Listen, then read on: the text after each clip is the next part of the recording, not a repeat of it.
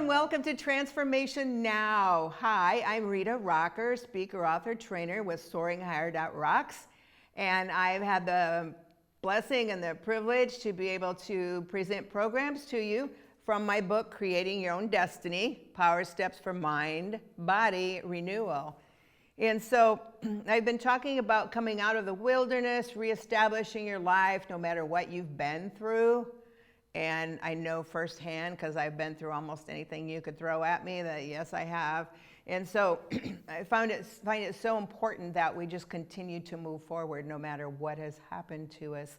And a lot of people have told me they're surprised I am where I am considering what all has been done to me. And I said, well, you know, that's what we do. We get back up, we get in the race, and we go forward. And so today I'd like to talk to you about unleashing the powerful phoenix within you. And the picture of the phoenix is in the introduction of my programs. And as I shared at the ending of the last program, as legend goes, when a phoenix arises from the flames to the life she was originally created for, she is even more beautiful than before. Well, I'm going to include men and women both in this because we all can be a phoenix that rises from the ashes. And so several of these paragraphs I'm actually going to kind of read, and then I'll talk about them because it would be more effective that way. And so I love the pictures of the phoenix rising because a phoenix is an imaginary bird, okay? Greek mythology. And it says Greek mythology has a very important story that most of us can relate to at one time or another in our lives. Something devastating happened to a creature called phoenix, a powerful bird that destroyed it and burned it to ashes. We often compare such a tragedy to something that has happened or currently is happening to us and see the phoenix as a representation of our own life. Know that there is a new beginning, or several new beginnings possibly, that no matter how bad or hot things may get, you will get back up on your feet and once again rise out of the ashes. Allow this to be a time for your strength to increase. Make it a permanent mindset that the phoenix always rises from its own ashes. Let this be your new mantra. You can, you will always pick yourself up when you're down, broken, used, abused, or just plain worn out. Let this picture be absorbed into your mind and see a powerful victory. And you know, when I look at this and think about ashes, I've seen pictures of Sam Brown and Bob Whelan and different guys, Dave Reaver, that literally were burned very badly in the war and disfigured and had to go through so much torturous pain. But they were going to stand out and be representatives of what you can do when you set your mind to it. So, I mean, this was literal for them. And so we get back up on our feet like the phoenix. And I love looking at that and just the power to rise again no matter what has happened. I've heard hundreds of testimonies of people who were devastated, down and out. And now they're happy, they're healthy, they're going forward, they're making a difference and an impact. And I always want to believe that people, when they rise themselves, that they will help other people rise as well. You know, that's part of life. I believe that's part of why we're all here, is that God wants us to use what we've been through, not for the, oh, pity party me kind of thing, but to say, hey, I got through it, you can go through it too.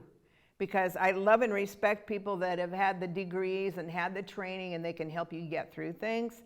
But for me, when I see testimonies of what people have had to experience and yet they've risen and they've gone forward and it's awesome. Because it's like, hey, you can do it, I can do it too. So think about that.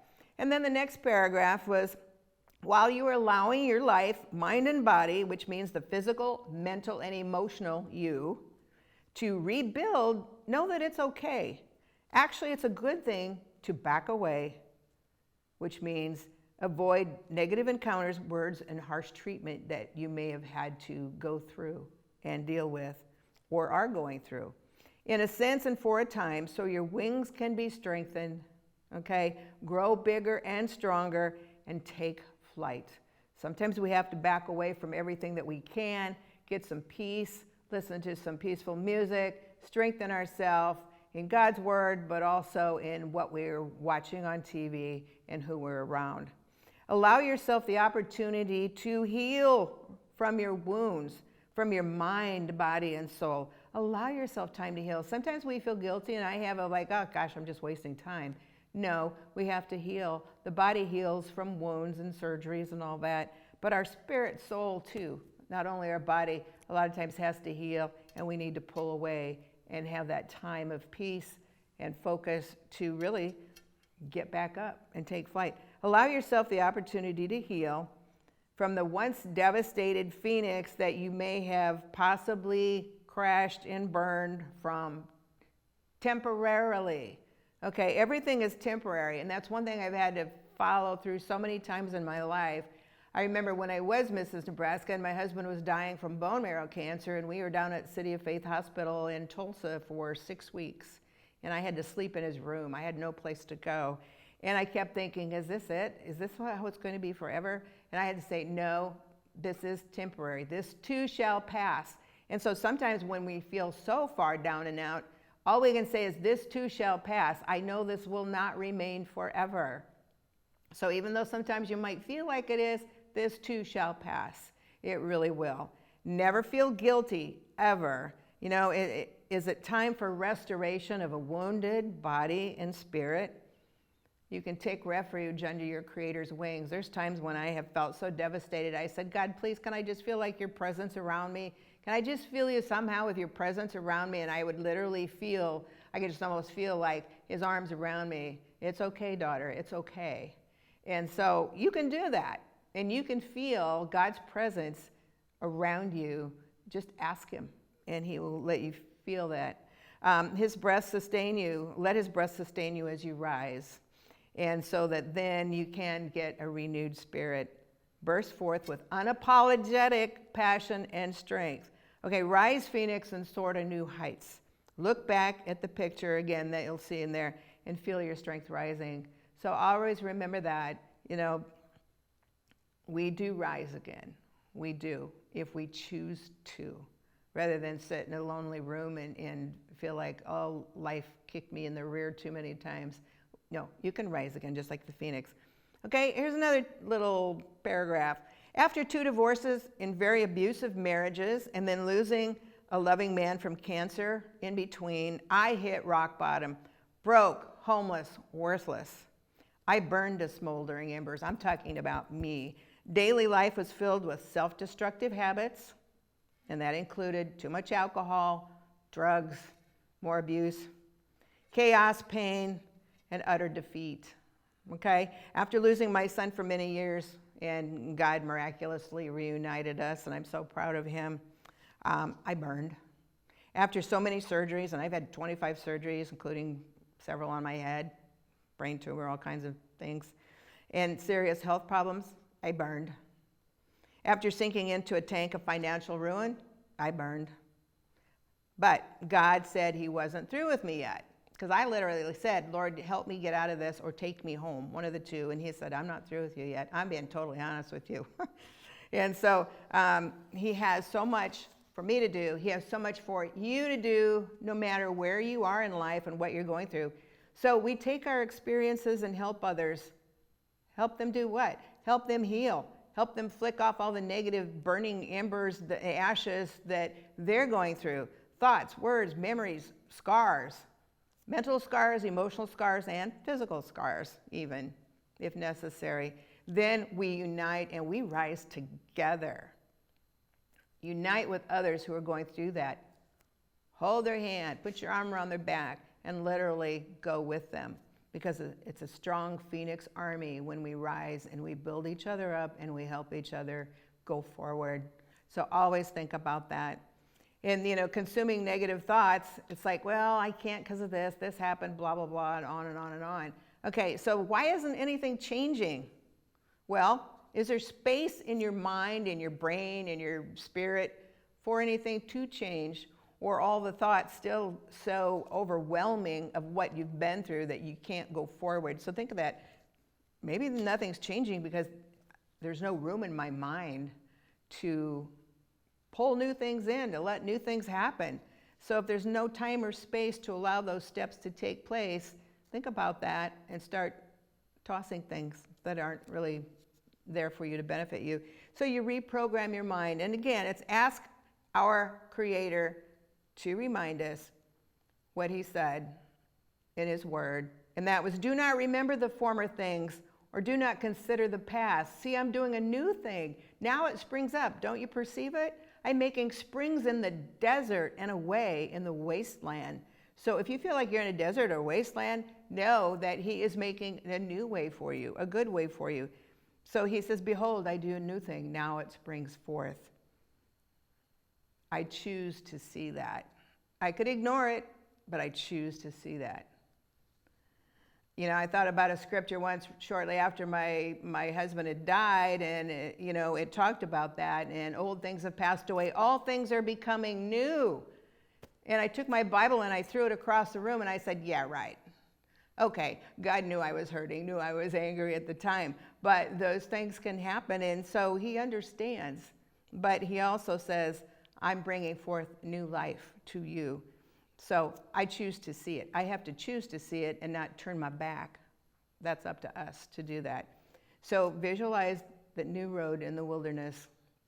And I know some people do that when they're doing stuff from like The Secret and the visualization. See a fork in the road and kind of look down each road and see what's down there and how you feel. And if you really concentrate on that, you can think, okay, I need to go this way, because that way is going to keep me in a bad place, going to send me to a bad place, but this is actually going to take me to a new direction. And so we have to sit and think about those things a lot more than maybe we want to, but it's true.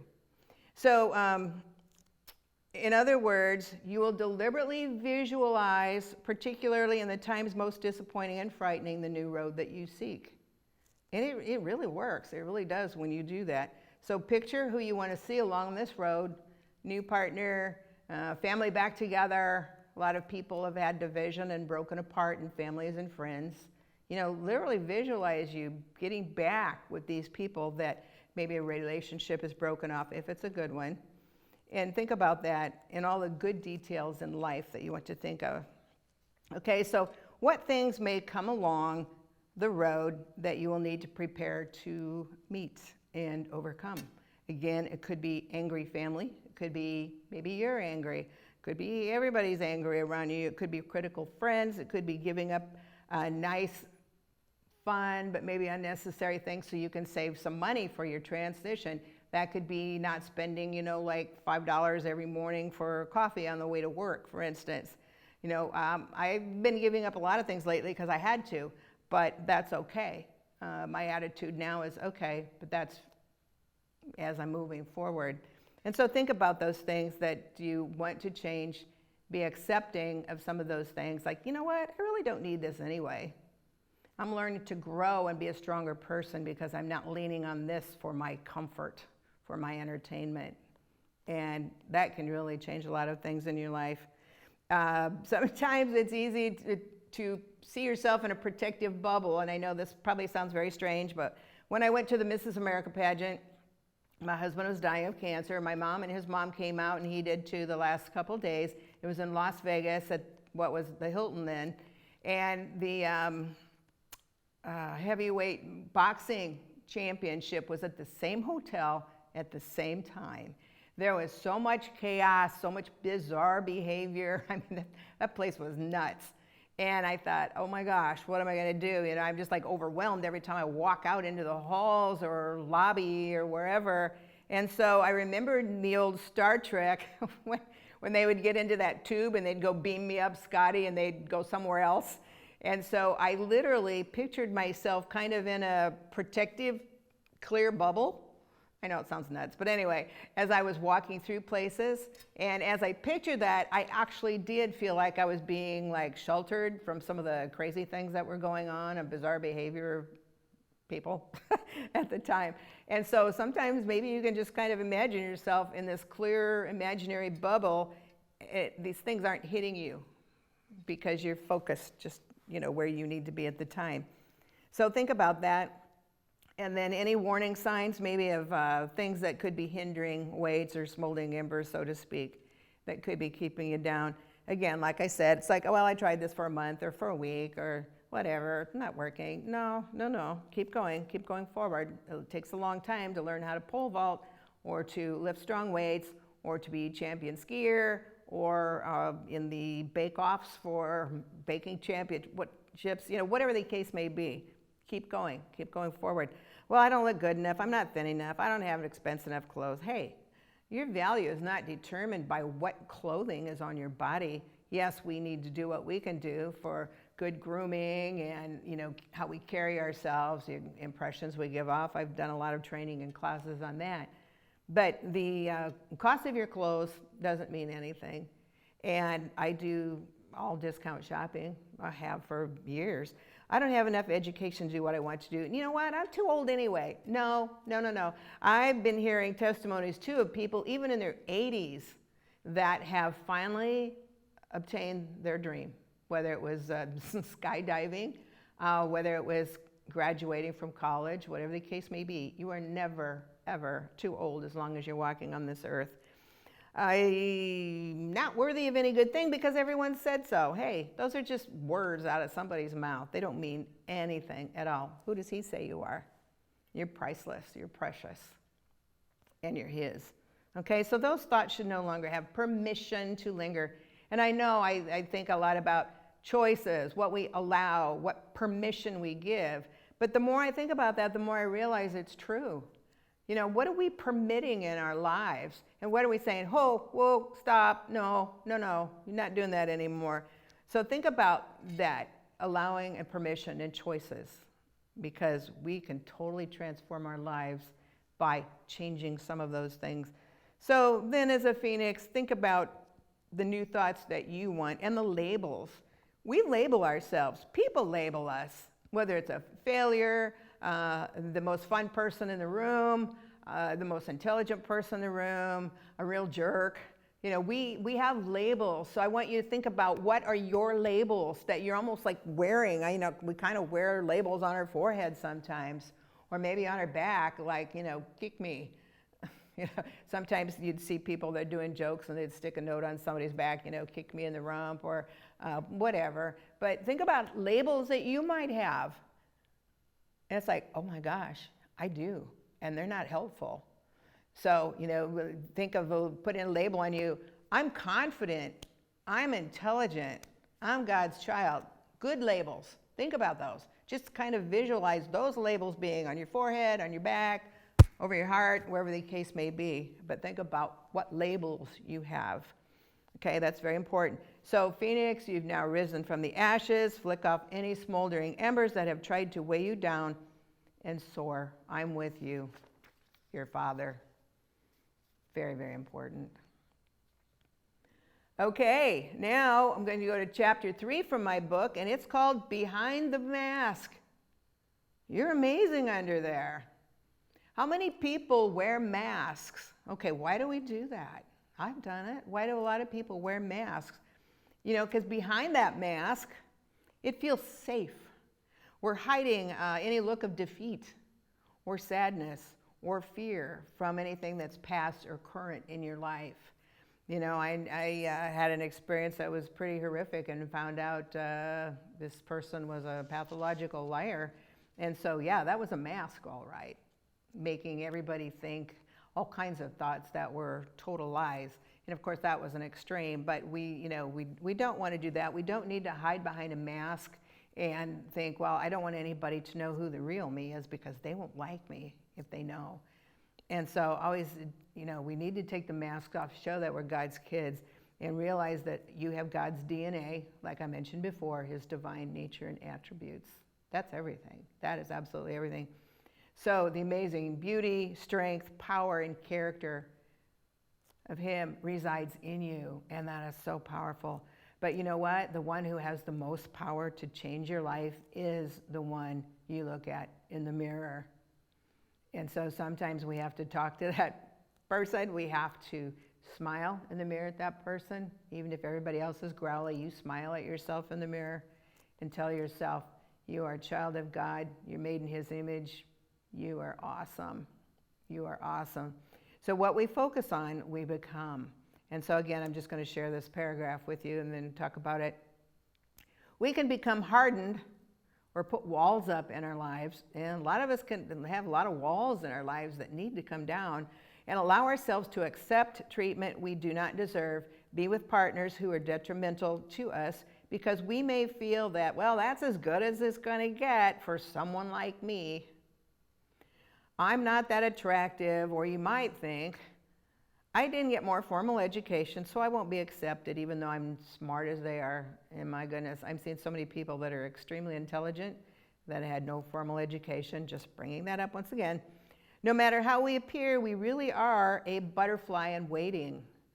If you've ever seen the actual transition of a butterfly from the caterpillar, and as this caterpillar goes into this chrysalis, it turns into just a black goo. There's no beautiful butterfly in there. Once it turns in, it's just a mass of black goo. And you're going, oh my gosh, what is this? And yet in the lining of that chrysalis are the eyes, the feelers, the wings. And so as this little chrysalis fights and fights and fights, it starts strengthening its wings. It starts pulling out of that shell, that lining, and becomes a beautiful butterfly. And it's a physical fight for that poor little thing to get out of there. And people say, you know, if you try to help a butterfly by pulling it out the rest of the way, its wings aren't strong enough and it will die. So again, sometimes our wings have to be strengthened quite a bit, but you are that beautiful butterfly in waiting, even if you're going through something tough right now. So it's like, you know, well, don't truly know us, or, you know, my idea is what makes us so special. Sometimes we don't know what makes us so special. Well, maybe it's that kind heart you have, that strong mind, that strong brain, the ability to mediate, you know, to bring people together, whether it's kids, whether it's a school, whether it's families. You just seem to have an ability to help people to see each other's strengths and unite again. The creativity you have to design something beautiful. You know, it could be in any medium, but what is it? Maybe it's our excellent parenting or caregiving skills, and often we don't recognize or pay attention to it. You know, sometimes everything this day goes on, oh yeah, I helped these kids, they were just arguing, fighting with each other, but now everything's cool. Okay? There's so many times we don't recognize, because it's just something that happens every day, we don't realize, hey, this is a gift. This is something that I can be using even as a career because I'm good at it. And so start noticing, recognizing the gifts that you all have inside. You know, we diminish our talents and worthiness to be loved a lot of times, or the career we desire by our own thoughts. So again, as I keep talking over and over again, know that our Creator carefully chose you and your features.